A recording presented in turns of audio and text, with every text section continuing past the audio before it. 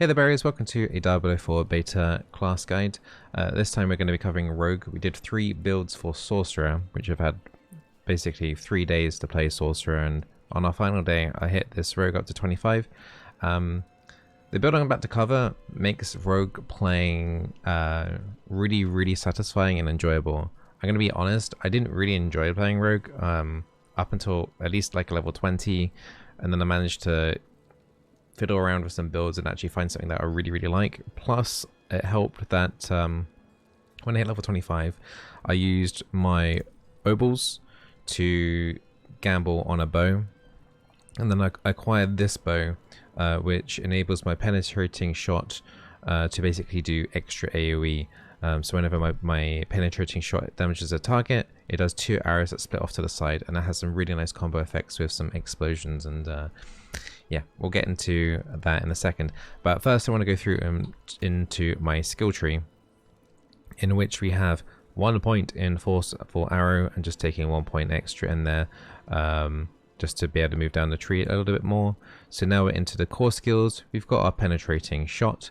We've got the the first talent, which means we get 20% increased damage per enemy it pierces. So in big packs, this does a lot of damage. Combined with improved Penetrating Shot, if you hit at least 3 targets, your next Penetrating Shot does 20%, has a 20% increased crit chance. Now, moving down into the tree, we've only taken Shadow Step, only a few points in that in the tree. Moving down then into the Dark Shroud. Now, Dark Shroud gives us a slight amount of protection, but as you move down into Dark Shroud, if you have 2 of these little swirly things, which I'll show you in a second, up, you get 10% crit chance. So you can start to see like the crits starting to stack. Moving down into the imbuements, we've got 2 imbuements actually of this build. We've got the Shadow imbuement and we've got the Poison imbuement. We've taken the Enhanced Shadow imbuement here. It has a 25% increased critical strike chance against injured enemies affected by Shadow imbuement, which is going to help really snowball off the mass AoE. And then here we have, we could either take Shadow Imbuement's Primary Explosion, makes enemies vulnerable for 2 seconds. So if there is an off chance of like an elite staying up, the vulnerability will then clip onto that elite. Otherwise, we can take enemies damaged by Shadow Imbued skills, take 12% increased non-physical damage from you from 8 seconds. So that can potentially enhance the Poison imbuement if you're like into syncing with those. But we're going to take the vulnerable one for the purpose of this video.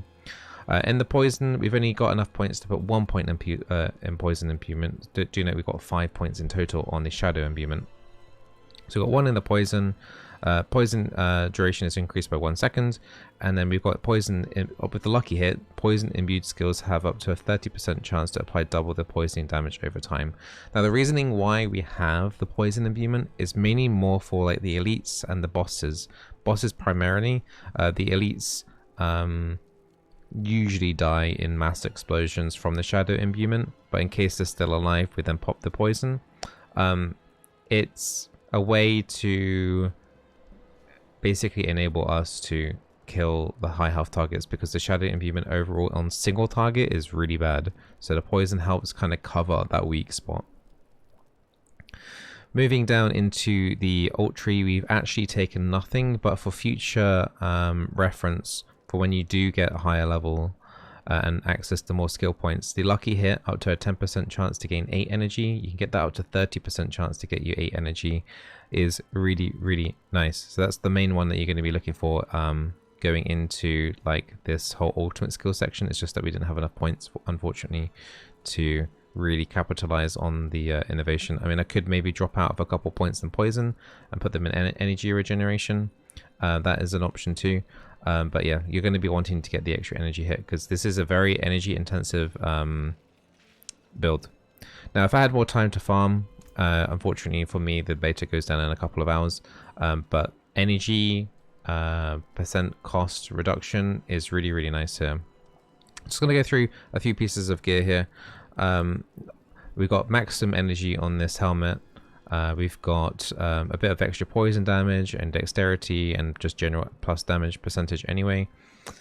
We have critical strikes with core skills increase your attack speed to 38%. So whenever we're landing that right click the piercing shot, the penetrating shot, sorry. Whenever that crits, we're going to get more attack speed, which is going to help that our forceful arrows just to fire them out a little bit more. Which will become important actually for one other legendary power that I'm going to go to in a second. Damaging a vulnerable enemy with a core skill has up to a 13% chance to drop a healing potion. Nothing crazy, just a little bit of extra survivability. It's not, as I said, I had limited time to farm gear, but this is like a rogue unique only, but it's not exactly the strongest. We have another one here where it's just a general armor piece. Grenades, once again, another rogue power unique, which doesn't affect this build, but could be useful if you're thinking of something down the line. Your grenade skills count as a trap. When you arm a trap or drop your grenades, you gain 11% movement speed, so it's kind of another little bit of utility thing. The big one part of this build, which makes this whole build work really amazingly, at least anyway. It worked before without this, but this just like the cherry on the top. When penetrating shot damages an enemy, 2 additional arrows split off either side. These sides arrows deal 72% of penetrating shots base damage and do not split, but it is crazy, the AoE. Okay. We have a really nice necklace here, where it's skills that deal up to 41% increased damage based on my available primary resource when cast. When receiving the maximum benefit when you have full primary resource. So the very first time you're using that shot, it's going to do an extra 41% damage. I actually found a bow that has the same thing, that has 64% damage, but there's no real stat shifting, unfortunately, that I can really do here to actually use that bow. And one thing to note actually between crossbows and bows, so crossbows has more vulnerable damage, bows have more damage to distant enemies, which I would slightly prefer for this build. So some more things to weigh up potentially when you're like rolling for obols. We've got a ring here where attacking basic enemies with basic skill increases the damage of your next core skill cast by 9%. And this is actually probably another thing that makes this build incredibly amazing. So we're going to do 4 to 5 primary attacks before we fire off that penetrating shot. Because when you hit level 15 anyway, when you do 3 basic attacks, you're adding more to that combo effect. So then the combo effect for penetrating shot is damage increase by a significant amount, so an extra 186% damage, plus a 30% chance on the lucky hit. Okay, so really nice, really good for us and the build in general. If I go back to my items, and then we have another one here that I just wanted to show just for the sake of legendary power purposes, in case you think of the build. This kind of works with the movement speed with the when you ever use grenades, but when you break stealth with an attack, you drop a cluster of stun grenades that deal 340 damage and stun the enemy. So that's kind of a nice little synergy interaction with the boots if I was going some sort of grenade trap build, but unfortunately I don't have enough time to farm any other gear to try and find some more kind of range damage rogue kind of setup. Now we are taking, did I mention we're taking Shadow Step? I think can't remember. But anyway, we've got Shadow Step as a mobility. The reason why we have Shadow Step is because it has Unstoppable.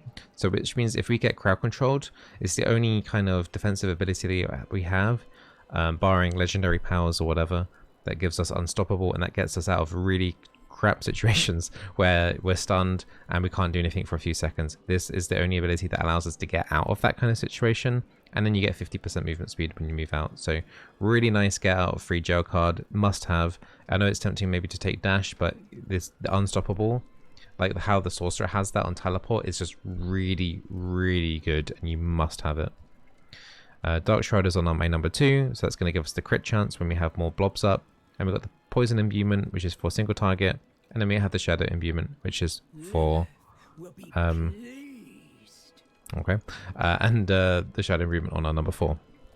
So let's go kind of showcase what this build can do. We're going to head to a dungeon, and also I'm going to just show you on this kind of trash pack the basic gist of it if you don't want to see necessarily a gameplay loop. So we're going to pop Shadow Imbuement.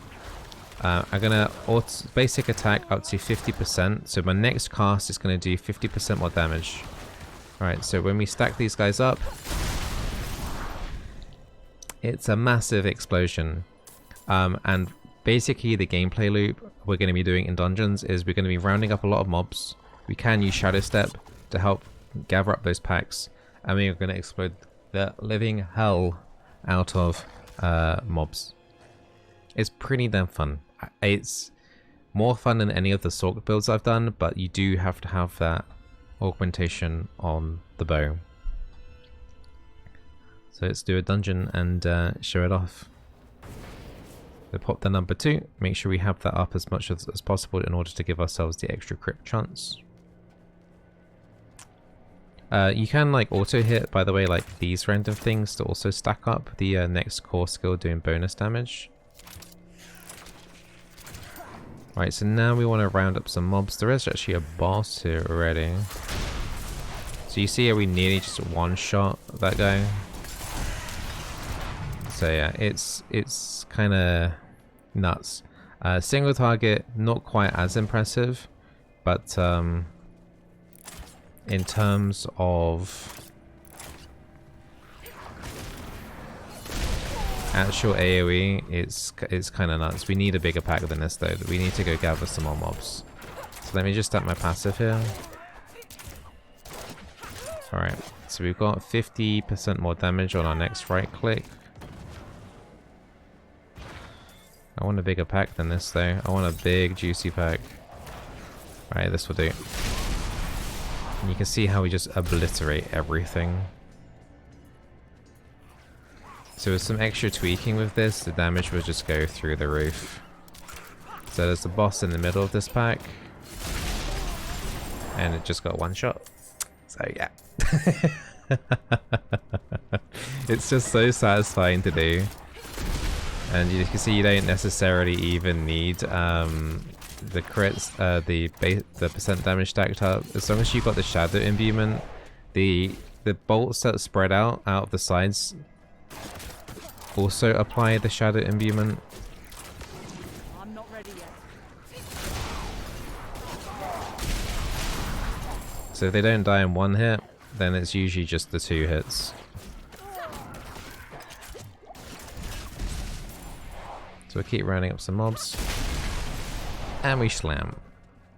So you can see why I like this build so much. I've gone from not really liking Rogue to actually very much enjoying it. There's a conduit shrine there, but we're not going to use it. Not unless the butcher's randomly in here.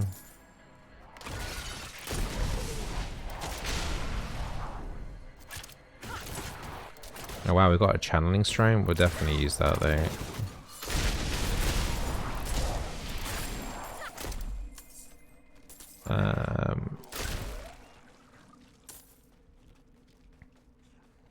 Let's go find some more. It's a shame not to use the conduit, but I just want to showcase the build, which I feel like I will probably already have done already, but it's just so satisfying to use.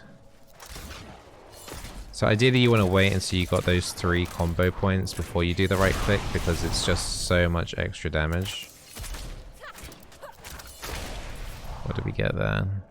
Dealing direct damage to a vulnerable enemy has a 33% chance to daze them for 2 seconds. And we're doing a lot of vulnerable stuff actually anyway. That would be a good transfer over, so that's actually pretty nice. So something I might want to sort out for the open beta.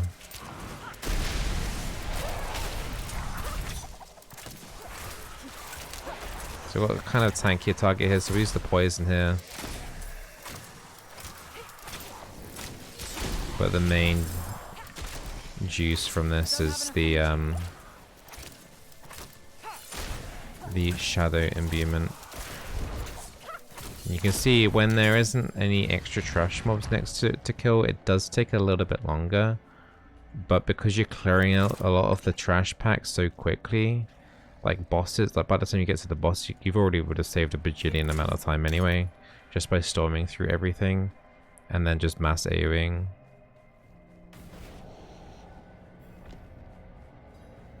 Okay, we've got to kill all the enemies in this area. I think I chose probably one of the more annoying dungeons to do. Especially in terms of layout, having to kill every single mobs. I don't particularly like those kind of dungeons because it can involve some backtracking, so hopefully we don't mess up too hard there.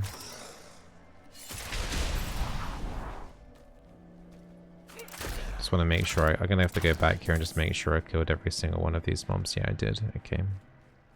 You don't really want to leave one behind.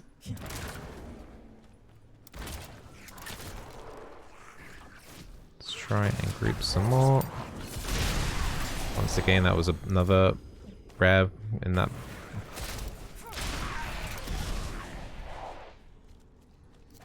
It's just insane. Like, the damage is just the most damage I've seen in any of builds, and I've looked at some builds online as well, and this is just, I don't think anything comes even close, if I'm going to be completely honest.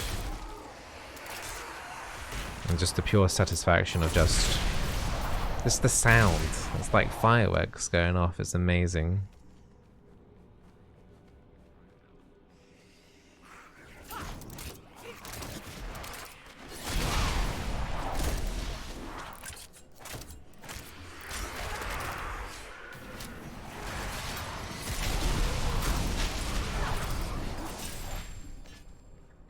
Nice. Just make sure that we kill everything.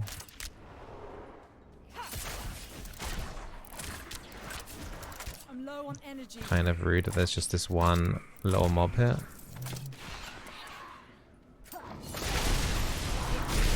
There we go, that's much better, isn't it?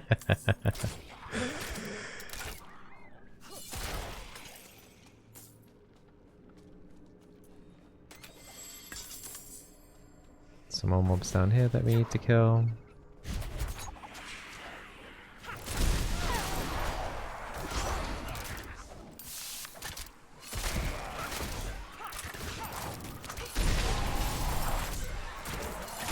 Yeah, the damage is just absurd. Like doing 2k crits, for example, because we got the extra crit chance and stuff as well. Just doing 2k crits with this build is just already kind of absurd. The damage of this is just really just off the charts. Right now we have to go all the way back around. I think we did actually kill all of the mobs, so we just got like the last bit here to do. I can't remember what the last boss here is of this dungeon. Well, quite a nice dungeon. It's already gave us, was it one or two legendaries? Another one where the grenade skills count as a trap again. So there's another grenade / trap. One that I've already got on my boots.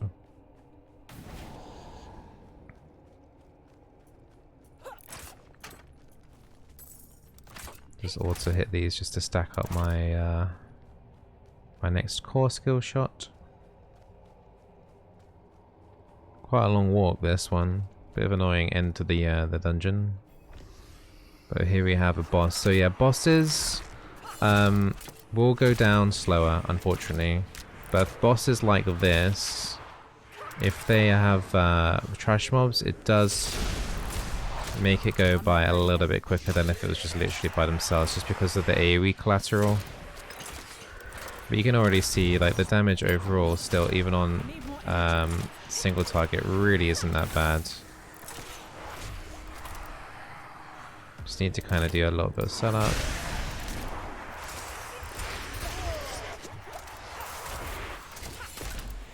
You see how the poison damage isn't the craziest still on single target, especially with only 1 point. But it's the only way I can see in the build to kind of remedy the fact that we don't have any single target.